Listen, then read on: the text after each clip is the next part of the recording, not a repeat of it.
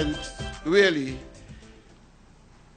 is a pivotal launching pad and a catalyst for the promotion of the Man and the Biosphere program across the entire Caribbean.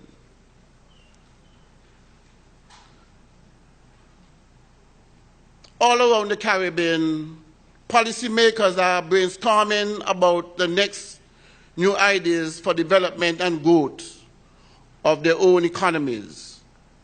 But we believe that this program can contribute to this exercise and is an excellent initiative for sustainable growth, especially in the field of tourism and in small islands developing states like ours. At the same time, a powerful tool for climate change mitigation.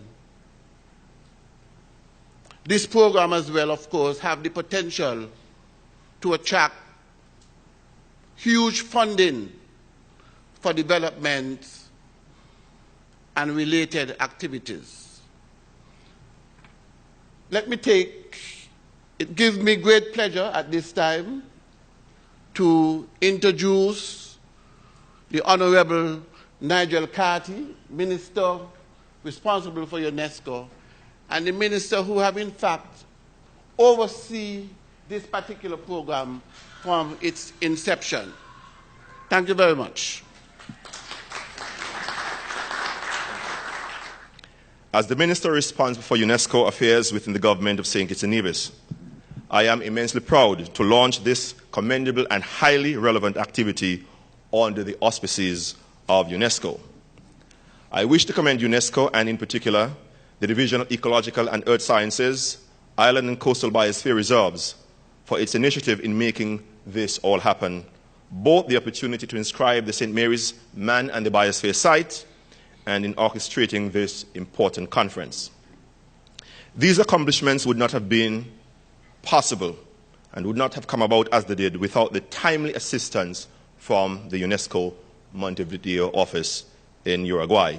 We are most grateful to all of the players in this regard. The MAB site here in St. Kitts is situated at St. Mary's Parish, 5 miles from our capital of Bastia, and it is a site that is hailed as an important area with respect to its biological diversity, comprising cloud forests, mangroves, and coral reefs. It is also to the joy of sea animal experts and local school children, a long-standing turtle mating and rehabilitation center, now benefiting from reinforced preservation as a result of the MAB designation. I wish you a very successful and productive conference here. I look forward to participating myself in the deliberations throughout the day. In particular, I trust that we will be of some assistance and value to these discussions, having been through the experience of putting forward our own MAB project and program. And so, ladies and gentlemen, I believe that we have confronted the challenges here in St. Kitts and Nevis. We have had, of course, occasional setbacks, but now we have been able to see the success of our work and the work that many other persons within the region and beyond have been able to put forward in respect of this MAB project in St. Kitts and Nevis. And so let me now, in closing, again bid a very special welcome to all of you, those of you who are from the Federation, and even more so those of you who are traveling from abroad. Again, welcome to the proud Federation of St. Kitts and Nevis. Thank you.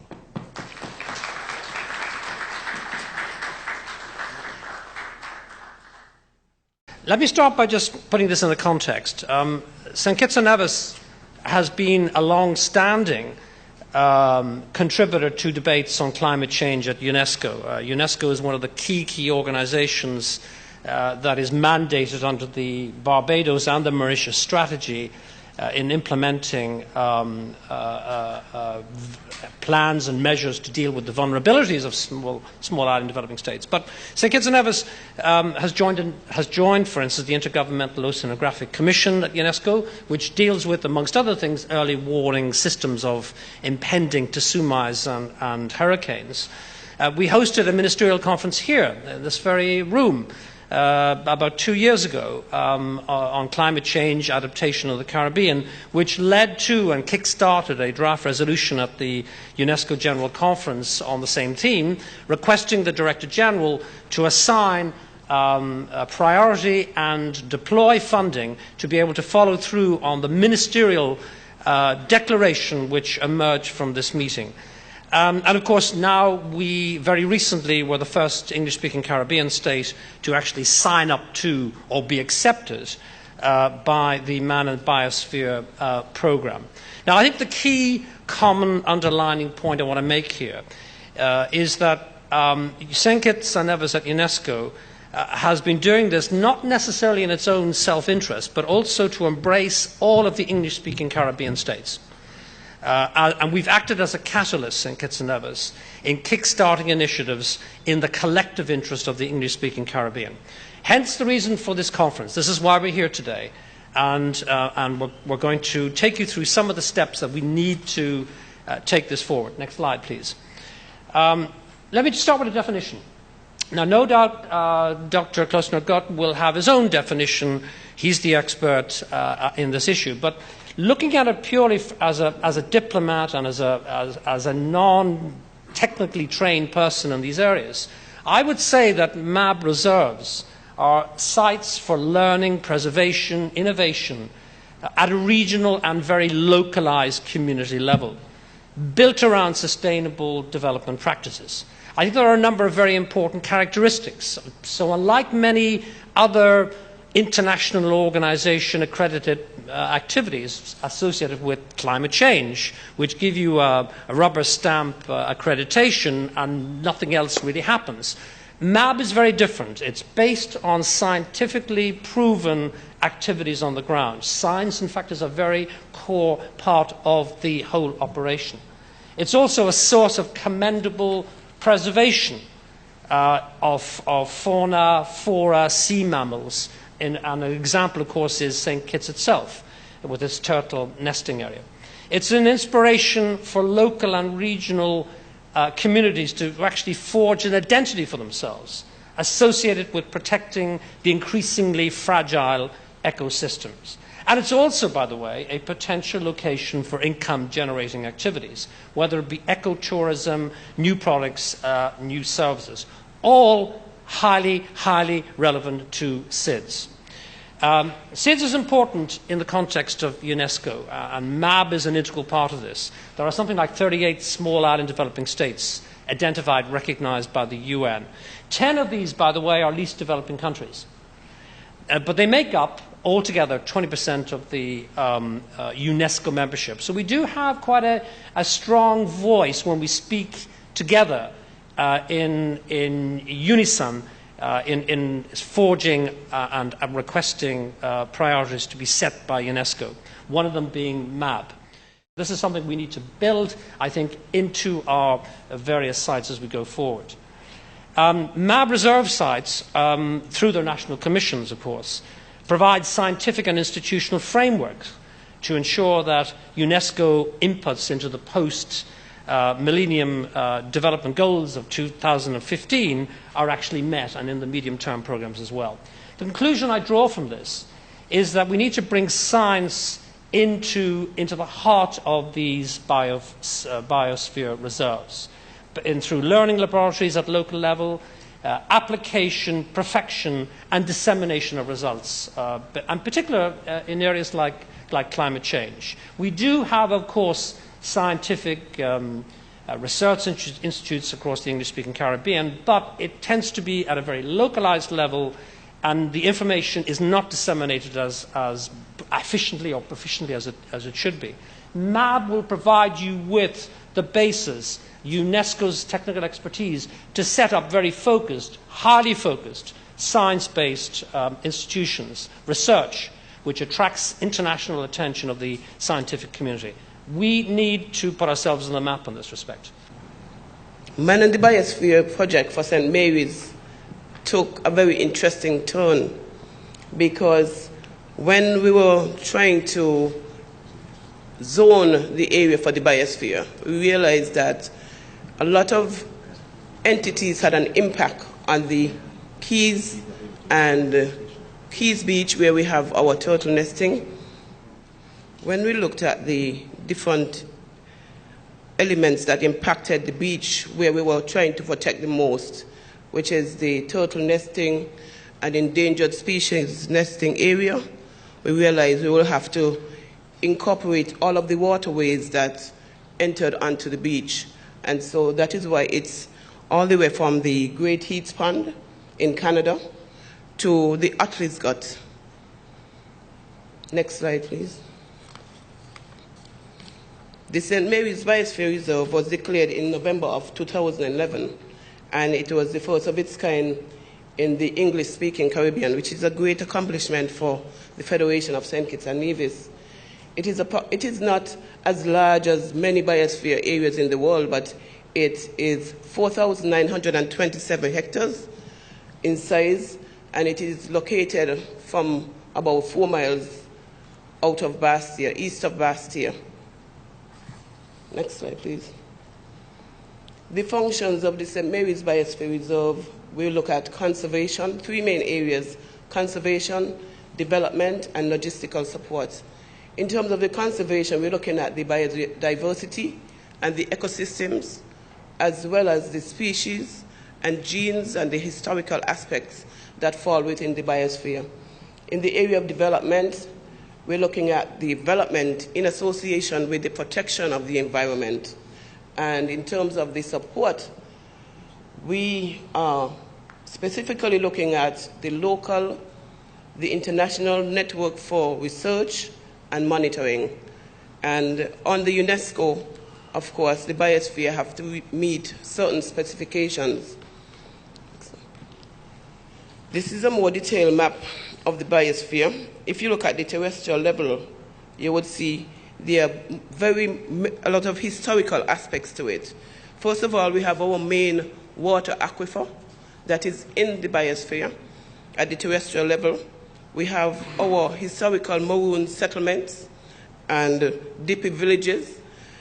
If we could think back to slavery, and when I was looking at it and thinking about it, I'm thinking that our forefathers were very, very smart in deciding where they would go to hide when they ran away from the plantation into the maroon settlements, because they went close to the water source, and it's very difficult to get to the water source.